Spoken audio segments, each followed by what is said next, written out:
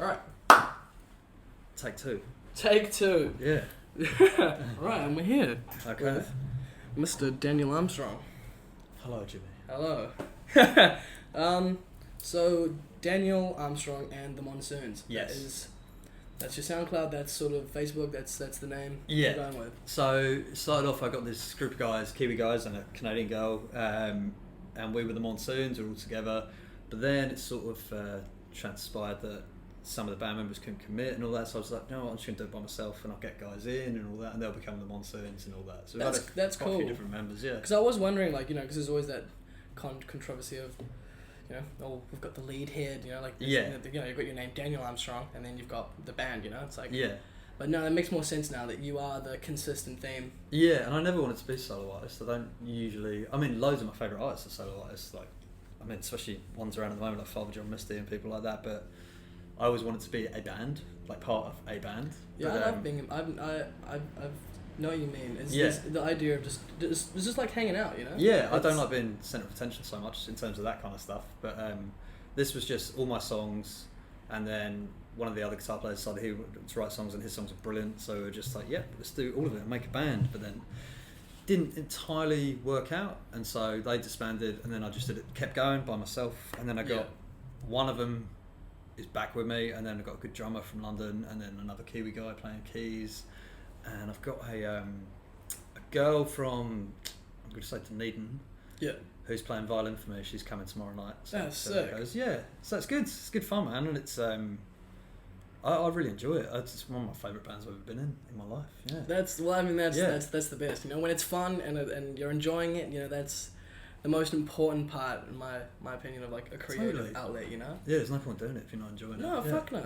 Yeah. Like, music and art should be fun. If it comes to the point where it's like, oh, gotta go, that gig in 10 hours. Yeah. So do you have a band as well then? No, so I've popped in and out of a few bands, just playing bass or like just wherever I'm needed. Anyone we'd know? No, definitely not. Caesar and the Geezers was a band I was in. That's and a good name. Yeah. So it's actually, we had to cut that because so the name was longer. It was Caesar and the Geezers and the Boys on MD in Ibiza. Jeez, that's a good one. Yeah, so a guy called Sam Skulls came up with that name. Yeah. It was fun, and they'd already sort of had a song, and then we just knew someone else who played drums. Oh, they knew someone else who played drums, and they were like, well, we need a bass player. And I was like, I can play bass. There you go. Yeah, it was cool, man. And we played a school prom, I think, or school like the ball, the ball yeah. Thing. Yeah. Oh, cool. Yeah, it was nice. cool. But yeah, so I mean, if I was to approach to play another band, I wouldn't say no. Yeah. But I definitely like that, just sort of like a shoe-in almost. Just like happy to just play whatever. Well, at least you can play, I suppose, isn't it? Yeah. What about you, man? How did you sort of get into music? Little kids playing guitar and stuff. Little kid, mum's very musical. Yeah. Dad sings a bit. My uncle is a really good guitar player, and he's had a bit of success in the 80s and bands in America and stuff like that. And they're all Irish. My family, so my dad is Welsh. Okay. I'm Irish heritage. Yeah, same. So we started playing really young. I wouldn't say I was very good. I was probably still. I'm not a good guitarist. I've been playing since I was about 10, I suppose. Yeah, I'm the same. Yeah. So you, my guitar. You can always be better. Yeah, but I play every day. But better than me, man. You don't know yet, mate. Yeah, we'll see. Let's just say it's an acquired taste. Yeah. But then as long as you have a good lead guitarist who plays with it, then you just turn the guitar down. Yeah. You're like, alright, you got it, cool. Yeah. It's interesting when we had a rehearsal the other day and I was trying a new lead part and I just caught my keyboard player at the corner of his eye and he was trying not to laugh and I was like, okay, that's shit. Like, alright, got it. Cool. Yeah. But I've been playing since then. My uncle taught me how to play guitar. Michael Paul. My uncle Paul in London, and he's Irish as well, but he taught me how to play guitar, and then from then I've just been in bands since I was like 14, I suppose. School bands, same as probably you've done, that kind of thing. Yeah, just for fun and whatnot. Yeah, and then I started writing songs when I was about 16, that kind of stuff about, I don't know, my songs are always, they're always kind of, they're kind of angry, and I always try and make them topical, so I've always done that. I've always made them about what's happening in the world at the time. It takes a lot, because it's easy just to write about anything. You could have a song about a bunch of random shit, but if you can make it sound cool, and then have these lyrics that are topical or are because if you think about it, a piece of music is like a piece of history. Like it's a feeling, and it's like a feeling in time. That's how I've described it. No, totally. Like I've never been able to write love songs. I can never do it until I had a baby 2 years ago. Nearly 2 years. He's 21 months. Wow. And since I had him, I can write a few love songs always about him. But I've never been able to do that sort of stuff. I've always written about politically what's going on, that kind of thing. I feel like that takes a certain kind of mind? Like, if you wouldn't mind, so were you always like that? So in terms of not in music, but as a young lad, like growing up, were you quite frustrated at like what was going on? And I think so. Socially pissed off is what they call it, I suppose. Yeah. From when I was really young, especially, I don't know, growing up in London and stuff. You see, but the other thing is like there's so many different cultures and personalities in London, so it's like it's a whole melting pot of people. And you just meet boys and all that. All the kinds. Proper lads. Yeah. The lads. It's not so many lads. It's more just like the lads are in Essex. Yeah. But it's a good place to grow up musically because like there's so many music venues. You go and see so many bands all the time, and you're just surrounded by music that you love. And even if it's a band who get really famous or whatever, you just follow them around and Or it's just a catchy song that gets passed around the pubs.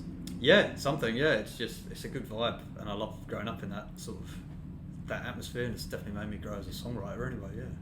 Touching back on your uncle, so you said that he had quite a bit of was somewhat successful. So he claims. He was in I think he lived in Atlanta when he was in his 20s, and he was in I can't remember what they were called. It was the 80s, so I reckon they were a hair metal band. I think he would have gone for that. Oh, that's sick. That is so cool. But he did that kind of thing, and he still plays, and he does pubs and all that stuff, and he's amazing. He was probably the best guitar player I've ever seen. For me, anyway, especially growing up, That's actually the reason why I have this. Is because I feel like there are so many people like your uncle, for example, like a random dude playing in a pub, but he will probably be one of the best. I mean, I'd love to hear him, but like, you know, like you said, he's probably the best guitarist you've ever heard. But like, where is he? You know, exactly. He's not on a platform like this. Like, the old sort of style of way of doing things, like paper. Like handing out CDs. All that. It's just so dead now, you know. Like this. I'm trying to incorporate the past into the present by bringing it into a digital I think platform. you got to take the good things of the past, which should, that just applies to everything. People. Which is dying a bit with like I'm not good at social media. I get everyone to do it for me and stuff like that. I'd rather talk to someone. So would I. I just find it really. Especially, I find it quite false. I find it like this isn't your real life sort of thing. Well, people can just be like so. Yeah, man, I'm so keen. Like the amount of people I've met and be like, yeah, man, like let's like link up. Just met them like this, and they're like, yeah, let's do something. And then like you don't hear back from them like ever. You're like, what? Like, but if you meet someone face to face, look them in the eye and say, hey, man, I'm really keen to do an interview. It's like, all right. No, totally. But maybe it's just maybe getting old and miserable. But I think I've just got an older perspective as well. Well, there's good things and bad things about social media. It's just like you shouldn't lose that human contact with people either. It's just because social media can be a great platform, and it is a brilliant platform. You can reach everyone in the world. But I hate not having the talk with people and stuff, and just going through text and all that sort of stuff. It's hard. I know what you mean. It's a different interaction, like with the face gestures, slight eyebrow movements. Like there's everything in a conversation that you miss. Looking at a bar of text. Totally, and you misinterpret it as well. I'm so bad at that. I'm the worst. Like I'll think someone's like going off at me, and they're just like, "Hey, hope you have a good day." Like I just overthink it. Sarcastic bastard. Fucking dickhead. I know. So bringing it back to your uncle went to Atlanta. What took him over there? Music, I think because he was in Belfast, and Belfast in the 80s was a pretty rough place because of the Troubles and that. So I just think he went over there to try and play well music. I think he just got really drunk and worked in pubs basically, and he did alright. And then he came back and lived in London, and then he just taught me how to play guitar. Because the reason I asked is because I've just heard about a lot of artists, like not like like everyone, like did jazz, rock, rap, like everything. A lot of it was Atlanta was the heart. It's a cool I know place, LA is like the label city, and like everyone, I want to go to LA. But it's like back in the day, definitely Atlanta sounded like the spot. And R.E.M. from Atlanta, and I love R.E.M. But that's I did go to Atlanta. It's a cool place. I really like it. But for me, America's interesting place. I think that's a very good word to use to describe it. I think it's a safe word. It's a safe word. Well, I mean, back to you. So, as a young kid, introduced a guitar from your uncle. And then progressing through your 16, so like high school bands and whatnot. And like you said, sort of political, somewhat political. Yeah, totally. Yeah, well, we leave school when we were 15 over in the UK, and I left when I was 15. I went to college, which is kind of like your sixth form here. It's the same sort of thing. You can stay at school, or you can go into college and then you go to uni after that if you want. But no one goes to university in the UK because it's so expensive. But you guys are lucky; you get to go to uni and stuff, and that's free for the first year because you got a great prime minister. Yeah, for sure. It's definitely good. Like, I mean, for people who aren't me, who love school. Yeah. I hate school. Yeah, most people do, yeah. Yeah, I just feel like it's so suppressive. I mean, I also don't feel like homeschool is the right thing to do either. Yeah. I think we haven't found the answer yet. Yeah. I mean, were you sort of the same? No, I think I wanted to stay. I had a good time at school, but I wasn't very good at it. So I left when I was 15. I went to college, which is you probably find out better. It's kind of like, it's up to you if you do well or not. No one's going to hassle you. No one's going to track you down, wear what you want, do what you want. Your assignments due here. Yeah, just as long as you do that, we're not going to hassle you, sort of thing. You don't even have to come to classes. So, but I went to do music at school, engineering, and met a bunch of guys who are really like-minded in terms of music with me. Had a band then, a very embarrassing band when I was 16, 17. Yeah. I mean, you got to do it once. Yeah, and we did so many shows. We got a manager. Wow. And then we played in London all the time, played in places like Camden and just South London. What kind of music were you playing? That was kind of a bit like Fugazi, a bit like kind of noise, alternative rock kind of stuff. Really not noisy. early Radiohead, because that was more like grunge punk, but like sort of Kid A. We all love Radiohead, and we're obsessed with Radiohead. So yeah, I think Radiohead's probably one of my favourites. Yeah, mine too. Tommy York's just a legend. But like I think we wanted to be like that, but we were way too heavy. So yeah, just like a heavy kind of post-punky, Sonic Youthy sounding sort of band, that kind of thing. I don't think that. I know you said like an embarrassing band, but I think that's my favourite era of music is that era. Yeah. That super fuzzy, distorted. Oh, it's not embarrassing because it's that John. Oh, it's embarrassing because it's us. Oh, yeah. Right. Okay, I understand. Okay. Big afro and stuff, and yeah. It was, oh man, hair all over the place. Yeah, it was great. Good times. And cares not to be seen. But had an amazing time. I was in that band for like 2 years, and we played all over the place. Just in the UK.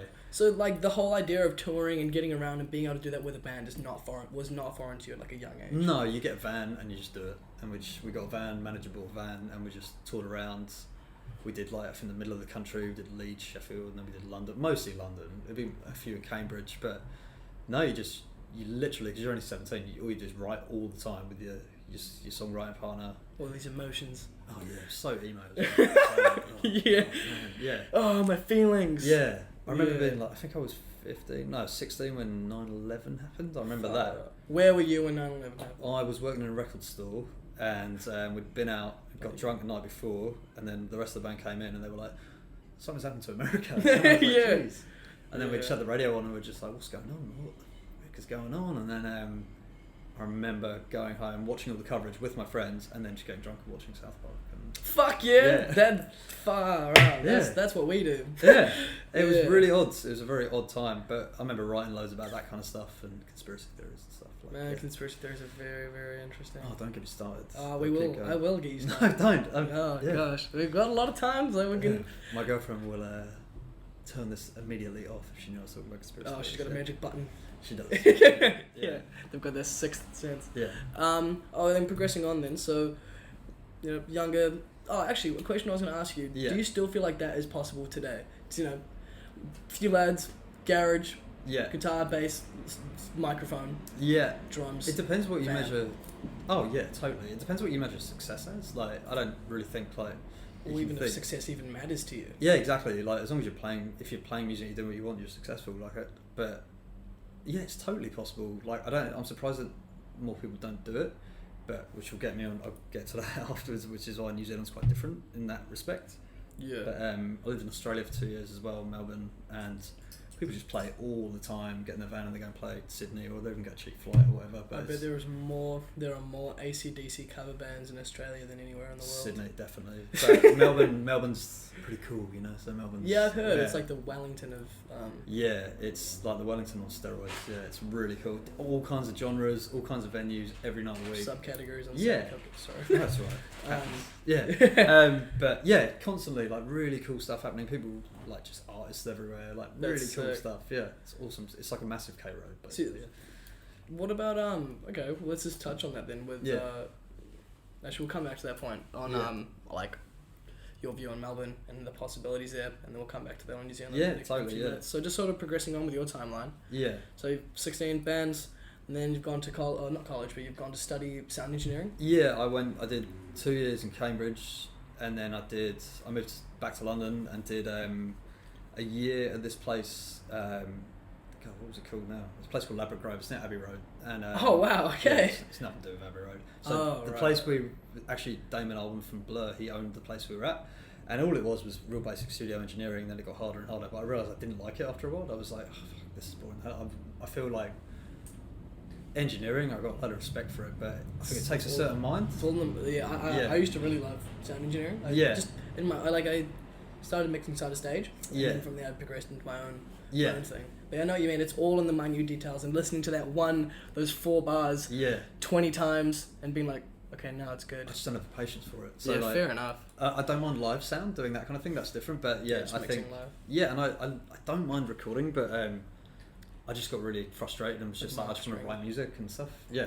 And you just wanted to get in there and just smash out. Totally. So I was doing that, and then I started working in another record store in London. Then I got offered a job for this company called Studio Move, and what we did is we went, and I think what the company started out was setting up studios for people, but then it turned into tour managing, guitar teching or drum tech. We had loads of musicians working there, so if you're a drummer, you're a drum tech for someone. Right, just people just know how to set up gear. Yeah, basically. And we went, all around Europe doing that, all around London, little jobs, just, it would be stupid things like, I remember I did Isaac Hayes, who's chef from South Park as well.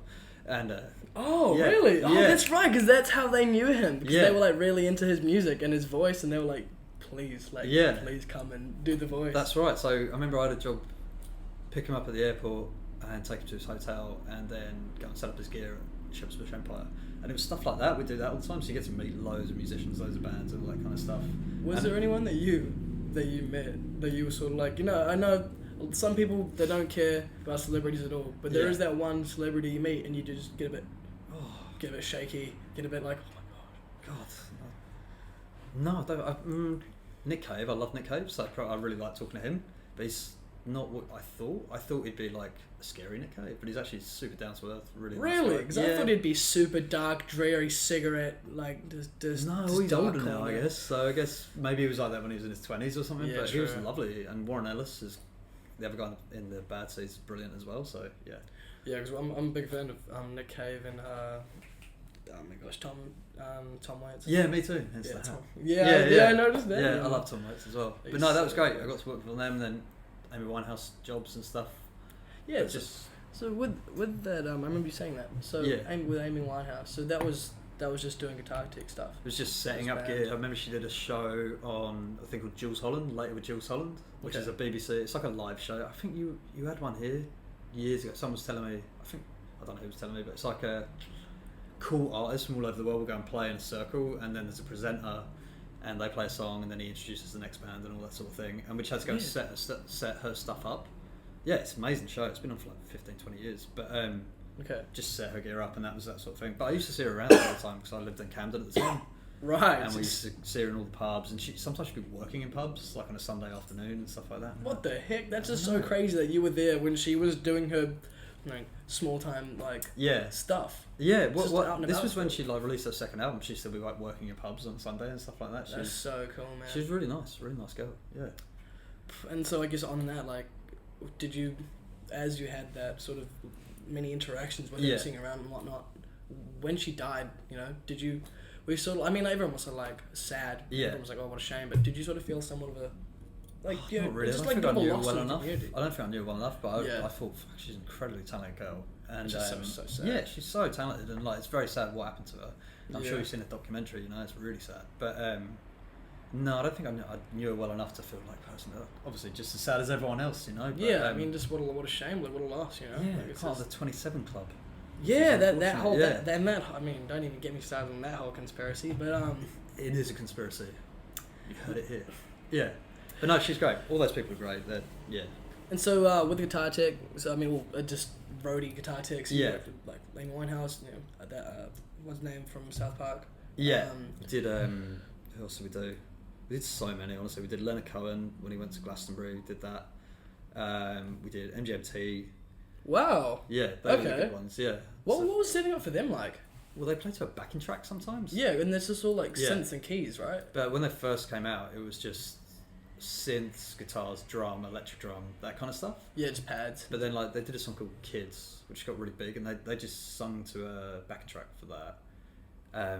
But yeah, they were cool, really nice guys. They were Yeah. really young so I would have been 2 years older than them, but they were like 18-year-olds and stuff when they first came over from Brooklyn to the UK and that. So Yeah, far out. I actually didn't know they were from Brooklyn, but yeah, they're really nice dudes, and their music gets better and better as they go on. yeah, they're really like it's almost like overdeveloped. Like from Yeah.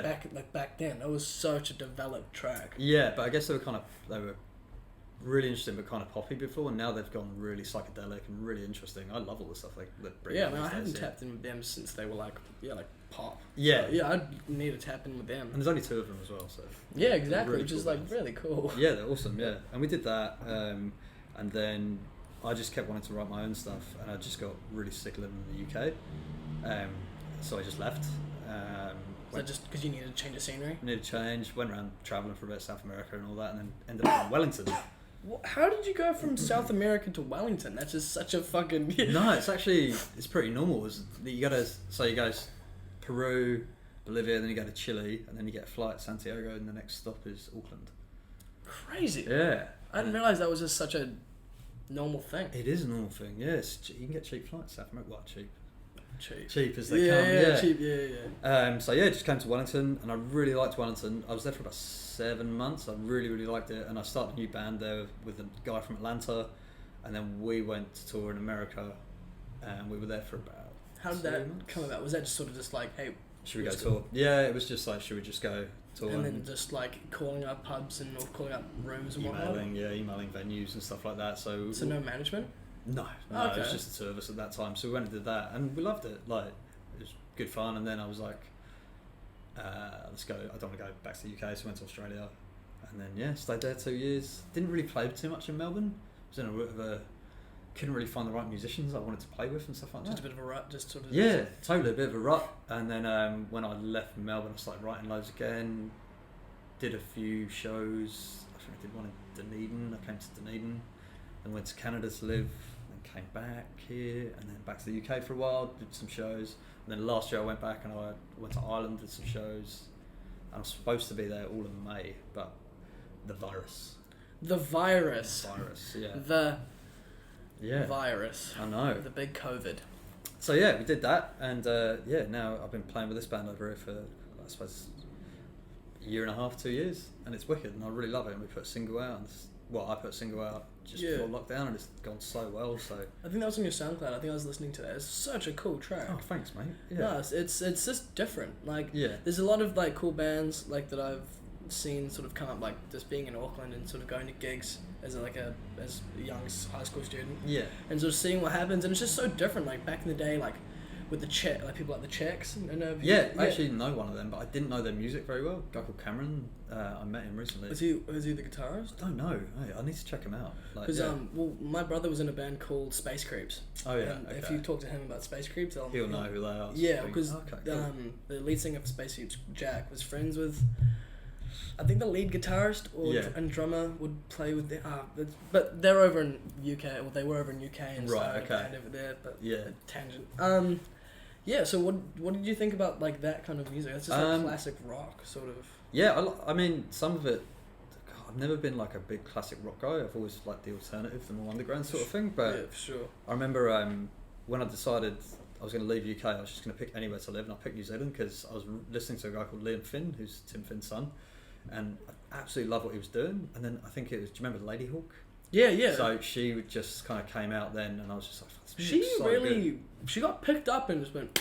Oh. Yeah, and I really liked the record, and I was just like, it's all coming out of New Zealand, so I started researching New Zealand bands. I found Mint Chicks, and they were pretty cool. And I was like, I want to go over to New Zealand and play some music. And do you know the band I Am Big Giant, or I Am Giant? Yeah, I Am Giant. Are they Kiwis? Yeah, I think that they might not be, but like that was what I was trying to hint to, was that was just the sound that I heard when I was in high school and whatnot. That was right. Okay. That was it. And so when you came over, that was sort of, I think when you came over here and started living, that would have been the thing that was going on. I think, well, like you said, like that would have been spots spiraled off into all the sort of common garage rock and whatnot now, you know, it's all spiraled out. I love garage rock. I love that kind of thing. I love punk, love post punk, all that kind of stuff. But I remember living in Wellington and going to watch bands play all the time, and I was like, shit, Wellington, this is a cool place. You have about 10 venues on one street, with different types of Cuba music. Street. Yeah, Yeah. pretty much. And there's a venue that's gone now. I think it's called Mighty Mighty or something like that. And I remember I did a gig there,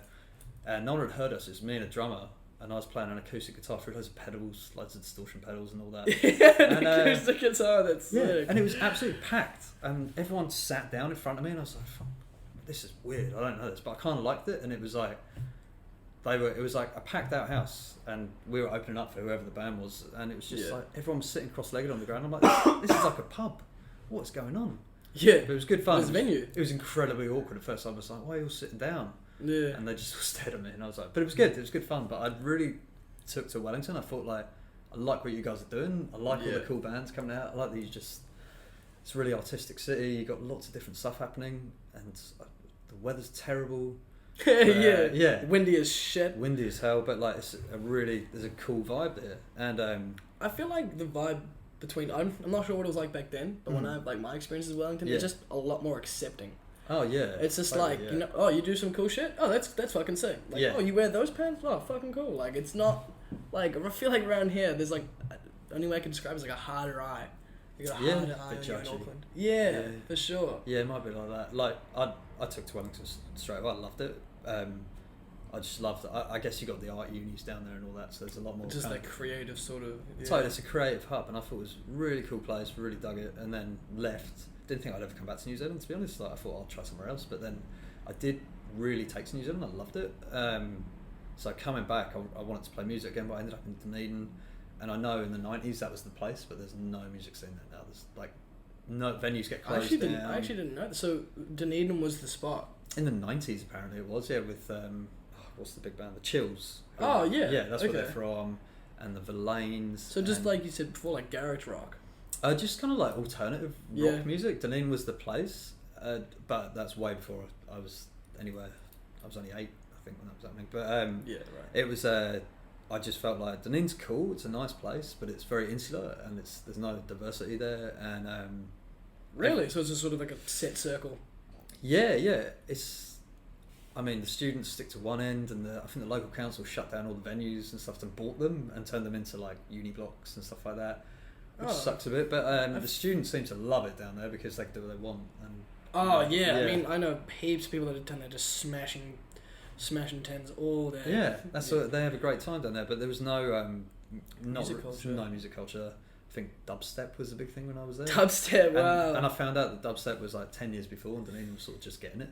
Wow. So So what year was that when you went down to Dunedin? 2011 to 13. Yeah, I think that's definitely when New Zealand was on dubstep. For sure. Okay. England was probably been doing it like 10 years earlier. So. Yeah, I had heard it in England quite a while before, but I love Dunedin. It's a great place. Loads of good mates live down there and stuff. It is a good place. And loads of people are into music, but no one goes and watches it, and no one like. I feel like that is what the culture is becoming now. Like. Yeah. Lots of people love. I mean, like I'm pretty guilty of that. But I mean, there's only a specific group of people that I'm gonna go see. Like this Friday, there's a chick called Polly Hill. She's gonna do a set at Cassette. I'm definitely gonna go see that. What kind of stuff is she? It's like I guess alternative hip hop. It's just good music. It sounds interesting though. It sounds cool, and you need more stuff like that in this city. I think. I love Auckland. I love living here. I really liked it when I first came here. I know the rest of the country hate Auckland, but like they really do not like us here. I really like it. I think it's a cool city. It's beautiful as well. Like you got Cornwall Park and all these great places, but you struggle for music venues and you struggle for different kind of scenes of music. And the worst thing is you got so many good bands and artists there. You got so many. I feel like that's why when there is a performance or like when someone's getting a gig together, you have a list of like 13 artists. Yeah. You see the posters and it's like, it's like 15, like 10, like just artists. So they fill it up. Really, because it's such a rare thing, which is something that I want to change. I want to try and get amongst the gig scene and just start pumping out gigs. It's very different here. It's very different, even compared to Wellington. It's different. Isn't it? I think, sure. Like, I know back home, if there's an on-site band playing in London, it'll be free to get in because the bar know if they're good, they'll make a load of money off the bar. So the venue will be like, just come in for free. You'll spend all your money. The more you drink, you'll spend more money. But they won't do that here. And I love places like Whammy and One Cellar. They're really cool venues, but I wish they'd let people in for free. Yeah, man. I mean, let's work together on that. You know, I feel because that's something that I want to. I miss like the other day I heard a band warming up in on High Street. Oh yeah, like that was the spot where I used to go for gigs. Melville Centre. Yeah, above where the water used to be like a rock. Oh yeah, yeah, I know, yeah. Yeah. So that was like I actually almost got thrown back when there was a fountain. I almost got thrown in there. Oh no. Yeah, like you know, every week, consistently there was a gig there. Yeah. And it was a door charge. It was like $5. You know, like if you don't have $5. God, how long ago was that? Man, like back in year 9, year 10. You know. Oh right, so it's a while ago. Like 7 years ago. Yeah. The point is, like, New Zealand compared to anywhere else, you have so many talented musicians and artists, and like, when someone gives one of them a chance, like this might be a bit of a bad example, but Lord and like Benny, for example, like when someone like that is given a chance, they do so well internationally. But then they leave. They do leave, and the reason they leave is because they're not supported by New Zealand. Which is something that this whole platform is for. Yeah. But like, look at someone like the amount of times I ask people was. I fully know what you mean though. Yeah, I definitely agree with you. It's like it's almost like a bad trait of New Zealand is the tall. Well, I've actually talked about the tall poppy thing. Yeah, it's ridiculous. Cut down. Just like support your own, because you know you go to Australia and they love being Australian, and they'll just love any Aussie artists even if they're terrible. Yeah, like, fuck it, it's Australia. And like Kiwis that leave New Zealand are definitely like that, but at home it's weird. The tall poppy syndrome is killer. Yeah, it's a bad one, but I think so. Like my favourite artist over here at the moment, like I love Marlon Williams. I think he's incredible. I think he's just got such an amazing voice and he writes really good songs. And he ended up headlining Laneway above the Irish band Fontaines DC who pulled out. Okay. And all these like, there was about 100 people watching the headliner of Laneway, and everyone else had gone to watch something else. Fair enough, whatever you want to watch, you want to watch. But I remember the other band finished, and all these kind of what do you call them, basic bros? Yeah, Pella hats and all that sort of shit. They came over and they were like, what is this shit? But I'm like, this guy is like, he's legitimately talented. He's like unbelievably talented. And you have people like him. And I remember at work mentioning to people about Aldous Harding, and they're like, no, I never heard of her. I'm like, she came top 5 like albums of the year in the Guardian in the UK. And I'm like, it's just ridiculous how the word of mouth is good. Yeah. But like, I mean, right now, like rap and whatnot is like super on. But yeah, like for small independent artists, not even independent, like people who could be signed, but just artists in general are not. They're not given the, like you said with Australia, you know. I feel like with the whole drill scene there, they got pushed up so hard. Like Australia got behind it, and then the world got behind it. Yeah, even with bands in Australia, they get behind them. So there's so many cool bands coming out of Melbourne at the moment, like Tropical Fuckstorm and that's Drones. Such a sick. That's always that. Yeah. Yeah. But all these awesome bands. But then Melbourne has got like I reckon about 100 indie labels that people just set up. I think in Auckland, in New Zealand, sorry, you've got about 6 in the whole country. And I don't even think some of them work anymore. They don't exist anymore. They just fall off. Well, and then you've got Warner Music, who won't touch any bands or any of that kind of thing. They're somewhat active though. Like I know some people that they've touched. But who, Warner? Yeah. Yeah. So I did a few jobs for them when I first got here. I just did some writing jobs, so I just wrote lyrics for artists, and they seem to have like an idea of what they want, and it's usually someone under the age of 22 who's a pop artist. Yeah, that's the people that I know. That's the kind of people that they've touched. Yeah, but like help them with a music video. Totally. Well, Lord got signed from the head of Warner now, so yeah, exactly. And I'm sure Benny. I don't know Benny's deal is, but it's great that she's able to get over to the States and do music and all that. But there's no. You say people leave, but is there really a reason for them to stay if they want to progress? Yeah, I definitely agree with you on that. That was going to be my next question. Was like, what do you think the next step is for artists like that? I think someone needs to take a risk on these artists. So like a band that I love at the moment in New Zealand, Miss June. I think they're incredible bands. Like we saw them in London last year at a place called the Old Blue Last in East London, and they're just unbelievable. And they signed to a US label now. But they're playing here next weekend, I think, because they come back for lockdown or whatever. And no one knows who they are. Like, and I'm just like, wow, this band are fucking incredible. Like, why? And then they're probably bigger in the UK and the States. What do you mean by take a risk? Someone needs to take a risk and either industry or financially back these artists who are really fucking talented. So, like, I know Marlon Williams isn't signed to a New Zealand label. I think he started off in that really cool Christchurch label, Littleton Records. I think I've heard of them, but I don't know they don't exist anymore. But like, then they opened a venue, which is a beautiful venue. Yeah, I think the venue I've heard of. The venue's awesome. It's so cool. I played it with an old band. It's really cool, and just they're lovely people, and they're really passionate about what they do. But I just think like, why isn't someone taking these Kiwi artists and just like pushing them? And I know I don't know how much NZ on air, all these kind of commission-based things do for people who are unsigned. They're like, when I was referring to before, like about the old sort of way of things. I feel like New Zealand on air, New Zealand music, like they are still stuck in the old way of things. Like they're not on YouTube or SoundCloud scouring trying to find like that's right now like. Not everyone's going to have a Bandcamp. Everyone has a Spotify, though. I mean, everyone has a SoundCloud. Everyone has a YouTube, Yeah. And I feel like just people are not making the effort. Like you said, they're not willing to take the risk. Well, they're marketing students. They're students who come out of uni, done marketing, and they've got a job working for these people. And they look at data and figures as opposed to actual talent and music. And again, the tall poppy syndrome is what like cuts them down from wanting to do things different. Or, like you said, take a risk. Yeah, but there's not enough. There's no indie labels to... I mean, I understand, like, running a label's expensive.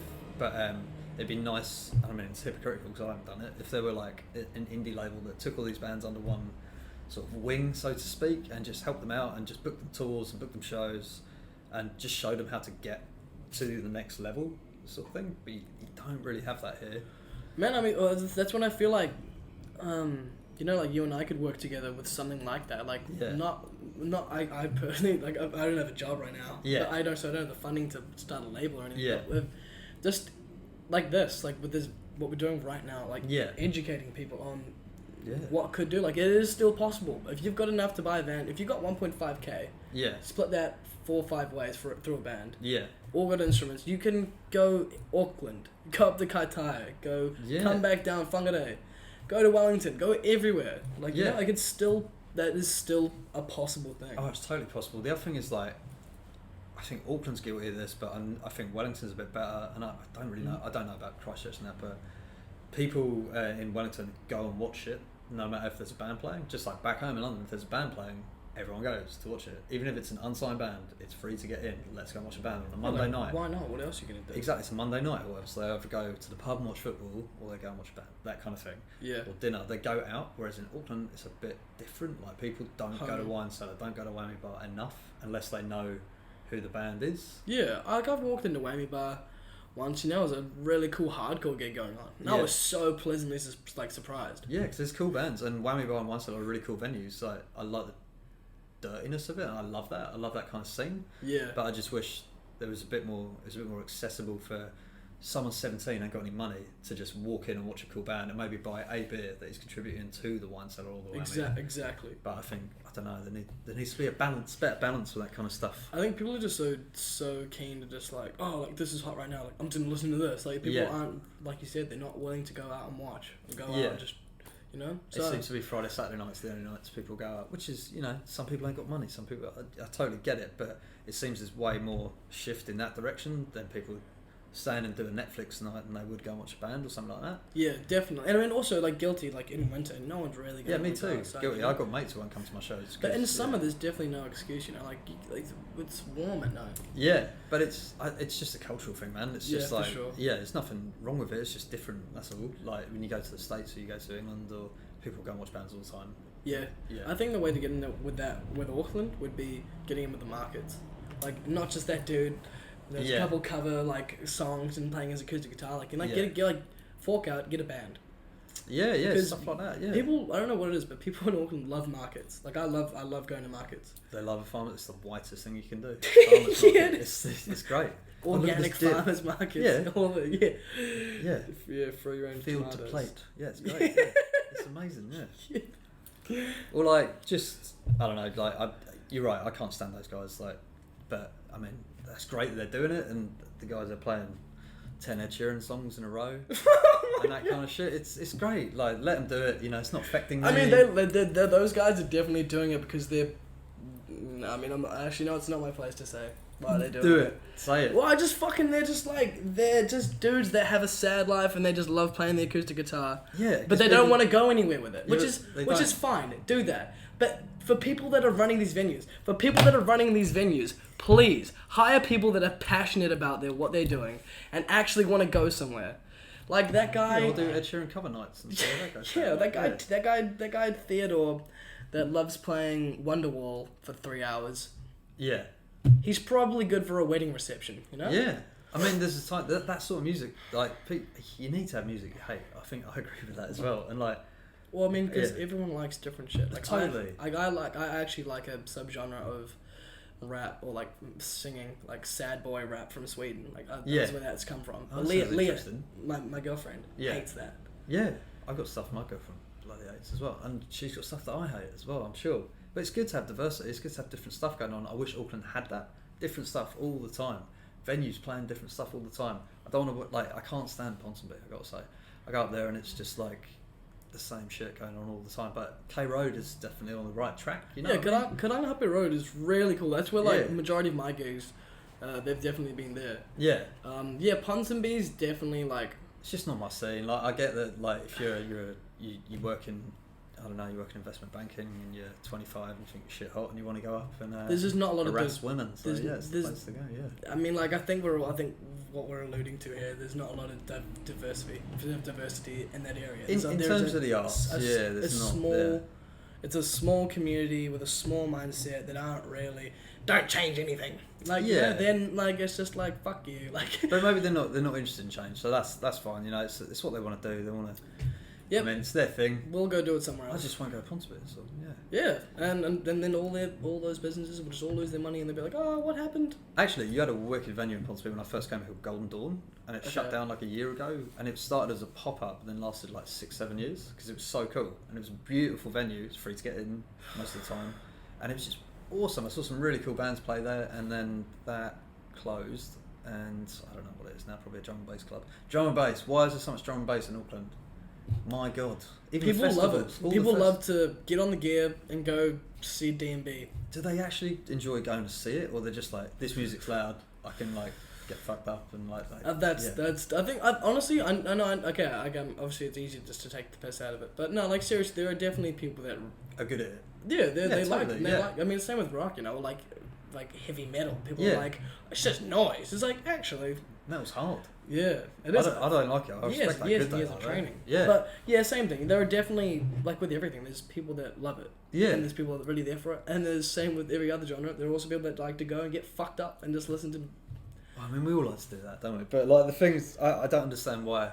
Like when your summer comes around, you have I reckon you have about 5 festivals that have any kind of different kinds of music. Like I really like the idea of Splore. You have a really cool lineup. It's all different shit.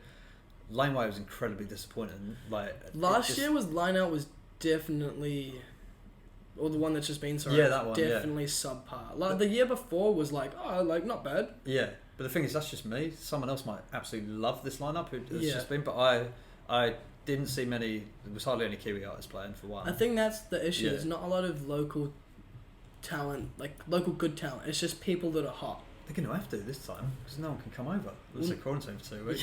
Yeah, but like I remember that I only went because there was 2 artists I really wanted to see, and that was Fontaine's DC, and who was the other one? I can't remember, but they pulled out. So I was like, fuck, I don't want to see anyone lame. But then Marlon Williams, and I thought I'd never seen him live, and I was like blown away by this guy. And he sings songs in Te Reo. Am I pronouncing that right? Te Reo? Yeah. Māori? He sings songs in Maori, and he's written them in Maori as well. And I just think like, fuck, this guy's talented. That's really cool. Yeah, there was really actually cool. There was actually a band called have you heard of them called Alien Weaponry? Yeah, they're a metal band. Yeah. So they're really big in Europe. They're really big in Europe. Yeah, I went to one of their concerts at on High Street back in the day when they were really young. With they are young dudes, aren't they? Today, like fully incorporated in there, like. It was a really cool fusion. I think, and they did it well. I mean, yeah, I wasn't a huge fan of it, but I definitely wasn't like, this sucks. But you don't have to be a huge fan. It's just good that they're doing it. It's good that you can actually go and see stuff like that. Because I'm not into metal at all, but like I know people love it, and it's good that you can go and watch it. I don't think there's a lot of metal venues here, is there? Like, I don't know. A lot of like K Road, not Kadanga Happy Road. Sorry. No. Along Kadanga Happy Road, like just away from the shops, is like sort of a bar that definitely supports that sort of style of music. Yeah, that's good. Yeah, I've walked past there a few times and definitely heard some some destruction of the decibels. Good, that's what metal is. Yeah. But I'd much rather go and pay $20 or whatever to go and see something like that, because that's interesting. Then I don't. Why is Ed Sheeran so popular here? Like they pay $200 to go see him, and like it just makes me sad. Tickets have. I think it's disgusting how inflated prices are. Like I went to go start of last year I think, Yeah. I was gonna go see a guy called Scarlord from UK. Grime? No, not grime, but it's like heavy, like it's like heavy trap. Like Oh it's yeah, like, yeah. So it's like there's lots and lots of distortion and whatnot, Yeah. screaming. Like the tickets were $80. Do you think that's quite expensive then? No, I thought that was No, good. I think that's thought, good I as thought well. $80 was good. You know, like 50, 80 for Yeah. someone coming overseas. I feel like that's solid. But like 120 is definitely probably around the cap that I'd pay. Yeah, I get that When they you're have. paying like 160, 280, Yeah. 300. It's like, what the fuck? I know. I get they have big crews. A lot of these bands, like I'm sure, like who was there? Like Ariana Grande was there a few years ago, and she has probably like 150 people with her. Same as like any of these big artists. And I guess they got to pay the venue. I get it, but like. But it's what's deterring people like me away from going to those types of concerts. Totally, yeah. And it's like it'd be really nice if people instead of they could still do that, but it'd be nice if they wouldn't be like, oh, that's $20, I won't go to that, but I will pay 200 to see Drake. Yeah, exactly. Yeah. Yeah. There's too much hype around it. Like, and yeah, actually I don't know how to put it in words, but I understand what you're saying. Yeah, with and the it's just idea like- of The bottom line is you're a very talented country in most things you do. You're talented in the arts, especially like how many good actors do you have come out of this country? Obviously, All Blacks are rubbish at rugby, but that's a different story, conversation. But you're so talented at a lot of things, especially the arts, writing, but music, yeah. And I wish you'd recognise it more, especially in this city. Like, yeah. Yeah, I think that's definitely what needs to happen. Is people need to just get behind New Zealanders. Yeah. I don't know why. I don't know if it's because of the tall poppy syndrome, Yeah. or if it's just because people are bored of New Zealand. I feel like it's starting to turn. I feel like there's like a bell curve with it. I feel like it's getting to the I think end it of has to now that no internationals can come over it. So exactly. you got to turn to New Zealand talent for different things, and there's plenty of it here. So get out and go watch New Zealand bands. Don't be too picky. You know, like there's so many good people. Yeah, and people have a good time. I know New Zealand's expensive sometimes. Like I know Auckland's expensive to have a beer or whatever, but like I think that is also part of it, especially with Auckland, You're just absolutely because right. the prices and everything is inflated Yeah. over the years, because like rent, everything, it's just starting to Yeah, pile man. up. And even that, like that's coming to the end of the bell curve too. That's all gonna fucking drop off soon. Yeah. Especially with the economy being the way it is. Yeah, totally. But like you're absolutely right. Like you can end up spending $100 a night, can't you? If you have a big night, something like that. Easily 100. And yes, people can't afford that. No, when you're charging like $17 a beer and like, Yeah, I know. What the It's like- fuck, man? Like, it's ridiculous. my god, it's mad that like when I go back to London, it's a hell of a lot cheaper than New Zealand, and they're like someone asked me, like I bought a pack of cigarettes last time I was back in London, and they were like £6, so like $12, and it's like Marlboro, and then my friend's like, how much do you pay for them over there? Like $20, and I was like, oh, I fucking wish I paid $20 for cigarettes over in New Zealand. So. But, yeah, $30, $34 for a pack of Marlboros. Yeah, so I'll just stick to the Kiwi choice. Choice. Wow. Words. Yeah. That's definitely a solid.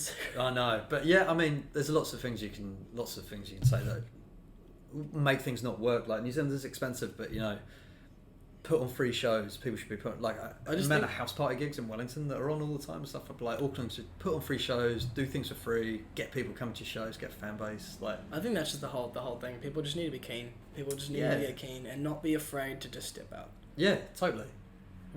Good. Well, I guess back onto you. So the last thing we sort of touched on was 2011 and you going down to Dunedin, right? Yeah, down in Dunedin. I was there for 2 years.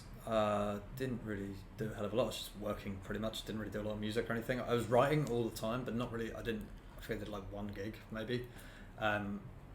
Didn't really have the kind of platform to go and play a lot.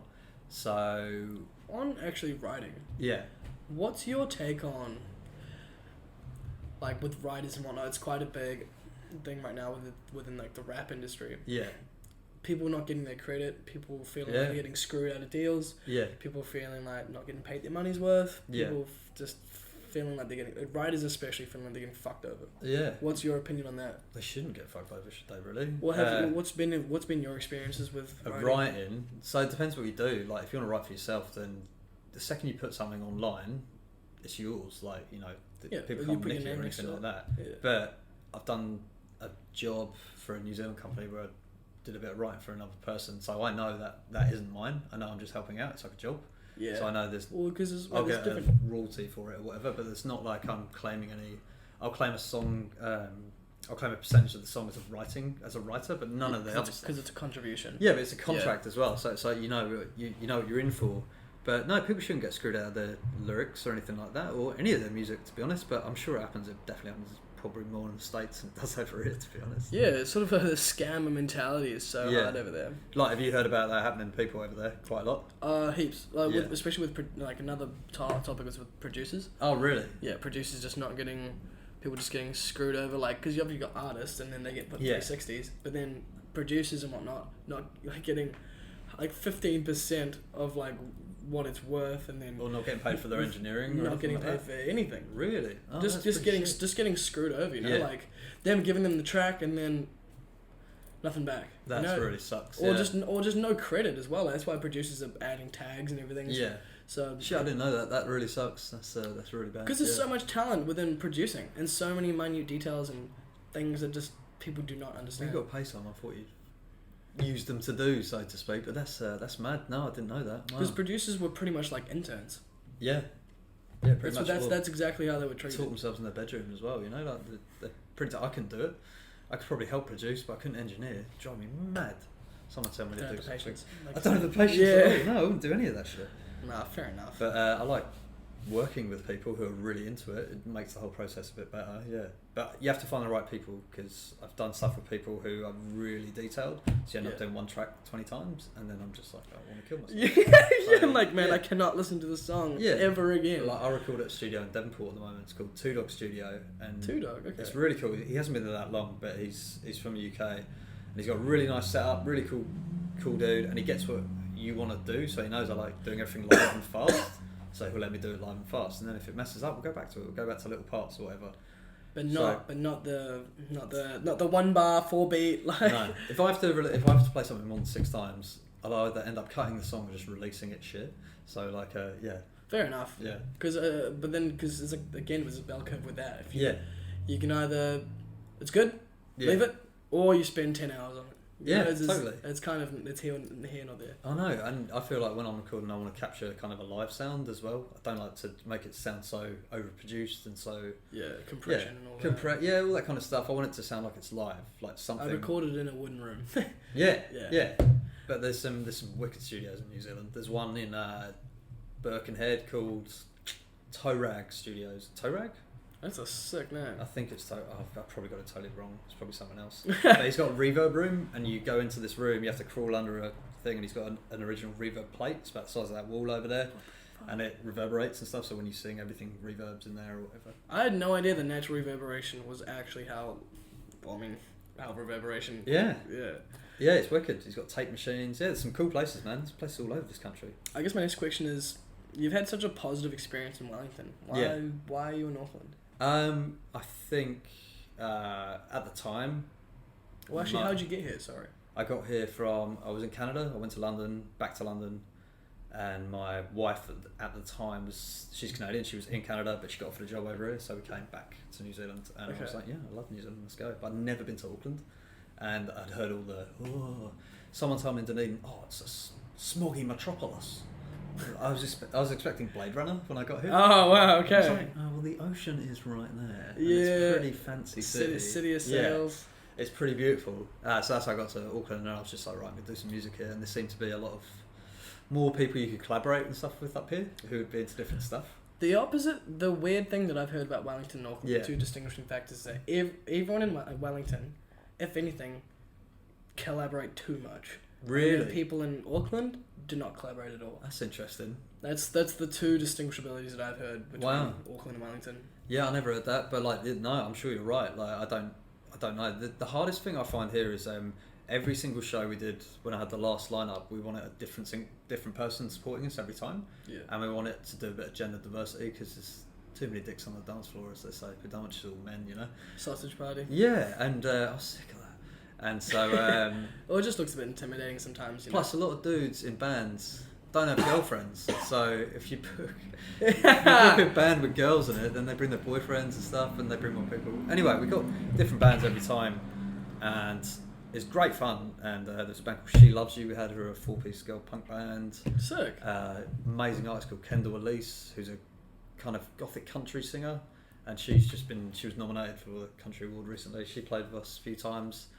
Loads of different artists, and like the thing about them is with different artists, you bring different group of people every time. I like other bands. I wish other bands did that sort of thing as well. Yeah. So bands have got a bit of traction, who are doing well overseas, come back. I wish they picked some like interesting bands to support them and stuff, and kind of help each other out a bit more. But yeah, it just doesn't really happen. And I feel like the culture is definitely going to shift. Like you said, it has to. Yeah. Because it's been doing the same thing for way too long. Yeah. But I think that's definitely the direction that it needs to be steered in. Yeah, it's just a learning curve. I suppose. Well, it's not even learning. It's just a different way of doing things. Because as I said, it's just hopping into a different lane. Yeah, but maybe people don't want it. Maybe people are happy the way it is. I doubt. I feel like there's three things that could happen. It could stay the same. It could shift lanes and do something else. Yeah. Or it'll be a mashup. It'll be like its own thing. Yeah. Its own thing will start happening. Or it gets worse and no one goes out. Just, you know what, music just dies and everyone just never listens to music ever again. I really hope that doesn't happen. Sometimes I don't think that will happen. I hope it doesn't happen. That's a dark thought. That's a dark thought. Yeah. Hopefully it doesn't happen. There is no. I'm shining sunshine on that dark thought. There is no way that it's ever going to happen. Because I want to see the Whammy Bar and Wine Cellar and all those places just do really well all the time. Yeah, it's solid. More little venues. Yeah. And I think it's the cult groups, like with anything, the cult groups that will keeps it alive. Yeah, and there's wicked venues around this country. There's a place in Oamaru called the Penguin Cafe, which is amazing, and Christchurch has Littleton Records and Wonder Bar as well. There's so many cool venues around this country that people can go and play in, and just get a $49 flight and fly down to Christchurch. It is pretty ridiculous how cheap the flights are. I got told today that the flights to Wellington return at like $80. Yeah, just get a flight with your band and go down and play in Caroline's or Meow or one of those kind of venues, or San Fran Bar and stuff like that. It's just so much. Well, Wellington's got hundreds of venues, but yeah. There's just so much opportunity to do that sort of thing. And one thing I always thought we tried to set up was we'll get a band up from Wellington, play with us in Auckland, and then we'll go play with them in Wellington. And that was good. So, like, with that happened, we did that in like 3 places. Got Christchurch bands to come up and play with us, and then we play with them in Christchurch and that kind of thing. So, connection, intercity connection. Even if you hate Auckland, we're not that bad. I'm honestly telling you, I'm from Auckland, lived here my whole life. I'm not that bad of a guy, I don't think. No, not at all. My girlfriend's from here, so she's pretty cool. It's really not that bad. It sounds like, obviously, the older generation, and there's definitely dickheads here, but there's dickheads in Wellington and there's dickheads in Christchurch too, There's dickheads everywhere, yeah. You just gotta push the dickheads to the side or ignore them, and you'll see people that you actually like, And if you can't accept it, it's because people are dickheads, then maybe it's just because Auckland's better than you. I was gonna say it's because maybe you're a dickhead, but yeah. I took it back. Well, maybe Auckland is just better. No, I think not. No, it's just each their own. No, I'm joking. I can't. I can. I'm gonna hate it now. Yeah. No, I definitely cannot say that with a straight face. No. Auckland is. I hate Auckland. Do you hate living here? Yeah, no, I don't hate here. I just hate the gays. The not GAYS, the gays as in Christ. the eyes gays. So I don't like, man, I've really got to be careful with that. Is this where Alex Jones comes out? Yeah. Okay, here's the thing. Jordan Peterson's gonna have a go. Let me just finish that point so it doesn't get left on that. The eyes that are on you in Auckland are so, like I said before, it's a harsher gaze than what's down in Wellington. The way that people look at you is completely different. It's of, ugh, what are you doing? And I'm guilty of that too, but I just suppress that. Yeah. I hate that part of myself. Yeah. I feel like everyone has it, but in Auckland, people think it's okay to get in a group and go like, ugh, like, what's that guy wearing? Oh, he's wearing like the pants? Oh, he's wearing a skirt? Oh, what? Like, Jesus, I haven't experienced that yet. Who? Oh, they don't, you don't see it, but you just feel it. Fuck, it happens all the time then. Nah, man, I'm sorry. I hope I just haven't given you a bunch of anxiety. I've got to walk back to my car. I'm gonna be Nah, but it's just, you just gotta have that, you know what, I'm gonna wear a weird looking overall. It's nice, I like it. Thank you, man. Yeah. I walked into a cafe the other day and like 3 people were like, oh, you're gonna come do the plumbing? And I was just like, so what cafe was that? Name them. So can I have a coffee, please? Yeah, no, I know the people that run it, but they were just poking fun. And I was just like, oh, thanks, guys. Yeah, man, it's I personally love it here, but like Auckland's definitely the money city, you know what I mean? Like, it's the place for sure. Yeah, so I just wish we could take some of the cool creative elements of Wellington, bring them up here. I don't know what's going on down south, but yeah, just bring those. I think that'd be great, yeah. And just the collaborative aspect. Yeah, No, I think that's a good and idea. I feel like, you living here, is great as well. Like, people like you. Because if you're here, that means other people like you are going to be here. Oh, they got no choice. No one wants to live in America or England anymore, so yeah. No, I just mean just you people... regret saying that because there'll be too many. No, I just mean in the sense that, like, people like you that want progression, the people that are going to bring aspects of Atlanta, Canada, UK, bring that here. It gets sick. I love diversity. I love bringing people in and making them question the people that, like, in terms of, obviously, okay, that sounds really bad. I mean... Just about the gays again. God. No, I just mean people bringing the idea, like, just breaking the bad habits. Not taking away from the good. Boosting the good, like, the individualism of, like, of artists here. Yeah. But then also shooting down the bad ways of people in power.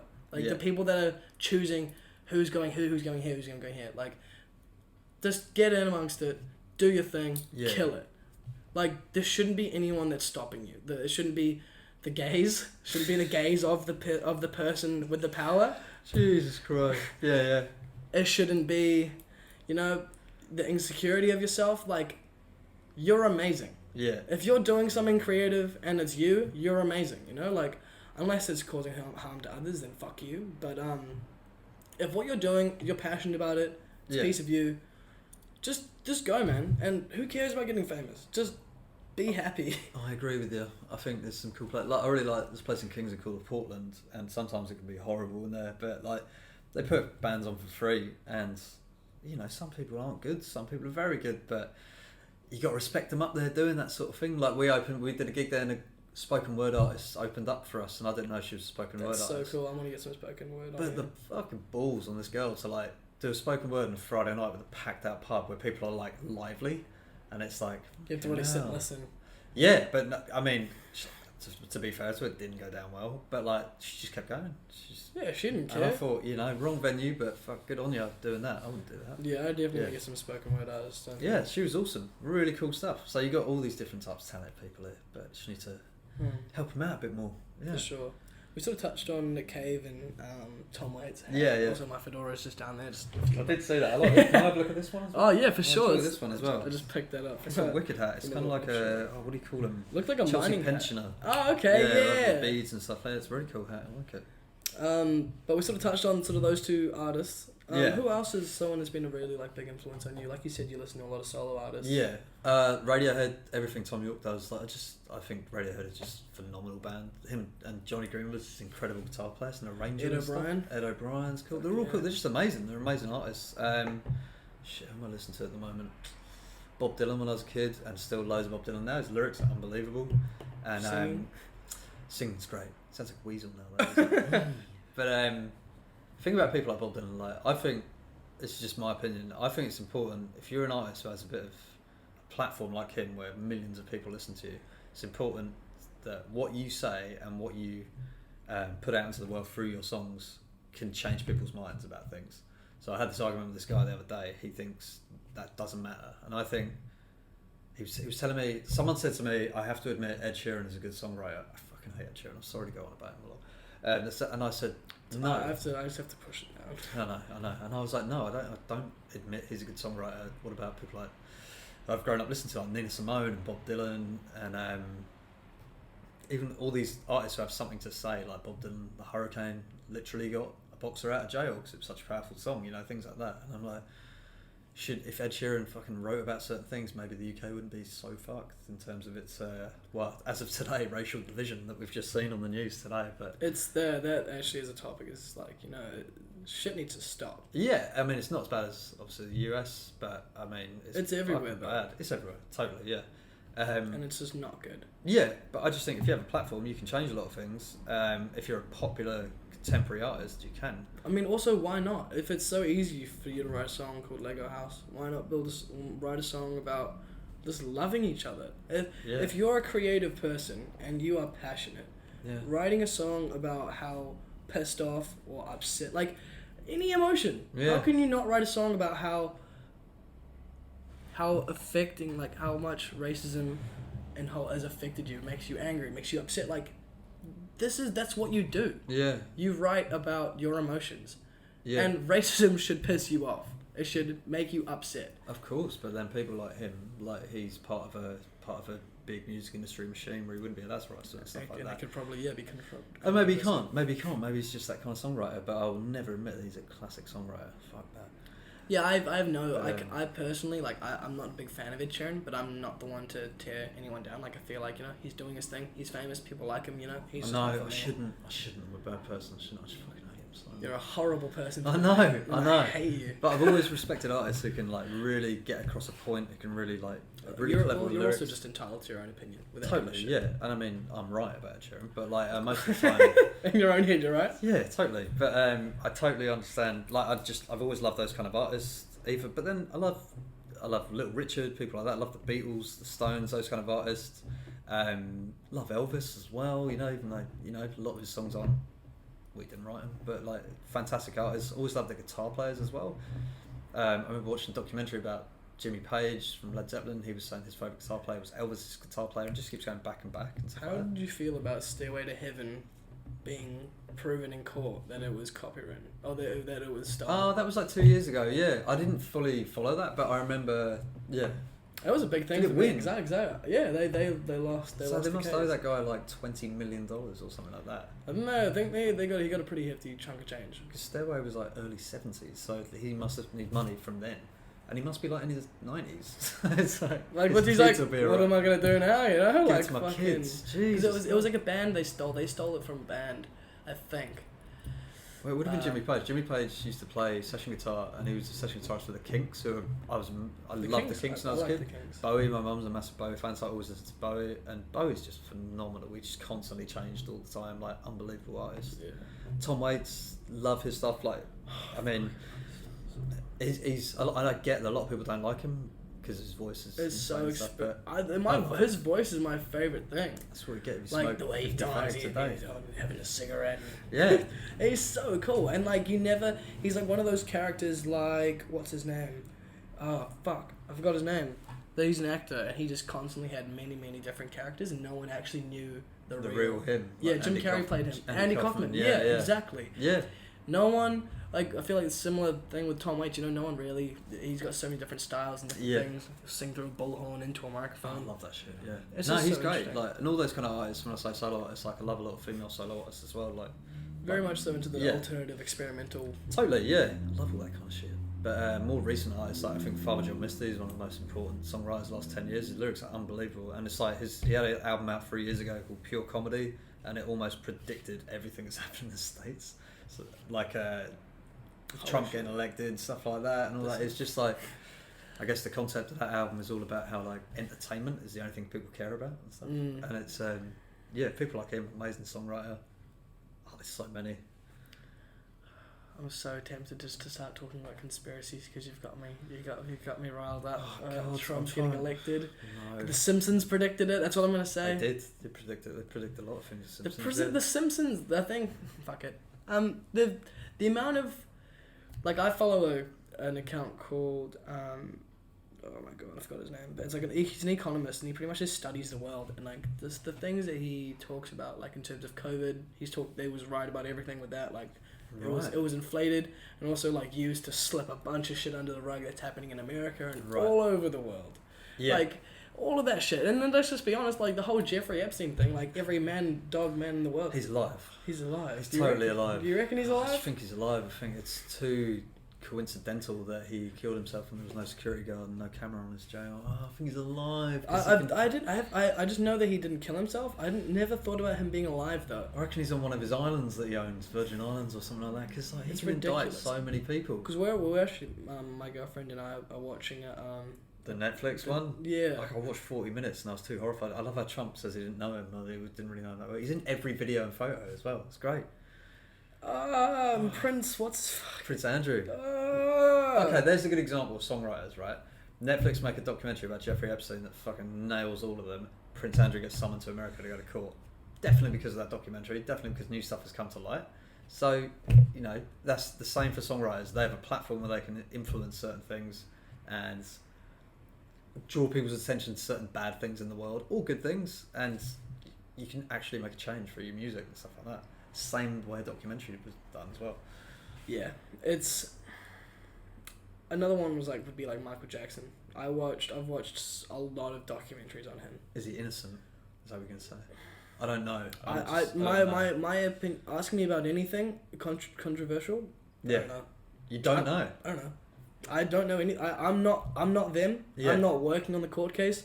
I'm just taking in any information I can. But like, I have an opinion on that kind of shit, especially with famous people. Yeah. Is we're not in the room. We're not in the room with their lawyers. We're not in the courtroom. No. We don't actually know anything. It's all Chinese whispers. Yeah. So the media This person tells this responsible. person, Yeah. tells this person, tells this person, and all the time, even with actual like factual information from the government, it all gets twisted and pulled. And if you're this side, if you're left, if you're right, if you're purple, this person's gonna put out this. Like everything is on a perspective, Yeah. and is put on an angle to make someone else look better or worse. Yeah. I agree with you that there's definitely higher ups controlling things that we aren't. But that we have no idea about. Lizard people and lizard people and Lizard people. Yeah. Oh right, yeah, and big floating Illuminati and big flying spaghetti monsters. big spaghetti monsters and Bigfoot and the aliens as well. Do you Yeah. know? I found out the other day Bigfoot's not actually an ape. He's actually Alien. He's an alien. Yeah. And then they had sex with monkeys. I don't even know if he had sex with monkeys. I hope he did, but like he is an alien. He's not actually part of the. Oh. Yeah, I found this out the other day. I didn't know. Yeah. Did you ask him? I heard a podcast and they're talking about the true origins of Bigfoot. Okay. It was a slow day. Because I know someone else has a theory that he said that Bigfoot was just a test gone wrong. Well, that's interesting. I like that one. So the aliens came down, like obviously with the whole pyramids thing. Yeah. Before they made us, like humans. Yeah. They tried to like impregnate or like put their genes with another species of monkey, so not an Yeah. ape, but like another monkey sort of mammal. Okay. Cool. And that went wrong. Well, that went wrong. It was just that wasn't the right product. Okay. And so that was what Bigfoot was. And Yeah. that's how that species started, and that died off. And then Wow. we are the superior, like Jesus mammals, Christ. Well, there's the chimp. And I don't believe any of this. It's just kind of like stuff that I've been told. If is Bigfoot real? I don't know. I have no idea. I fucking hope he is. That'd be amazing. That'd be cool. It'd also be True. super sick if there was an alien like over, just invisible over there. I have no idea what's real and what's fake. I'm only 20, still figuring stuff out. Good. Yeah. I'm just open to anything. Yeah, that's the best way to be, I guess. Yeah, Bigfoot's an alien. Just accept it. Yeah. That's a new one for me now. Yeah, Look it up. That's up there in my Bigfoot thing. Yeah. Cool. I mean, I think before we get too into the conspiracy theories, I just want to say thank you very much for coming on. Oh, no worries, man. Really, really, really It's awesome really good chat with talking to you. Yeah. Cool. Sweet. Let's Thanks cut very it up. much.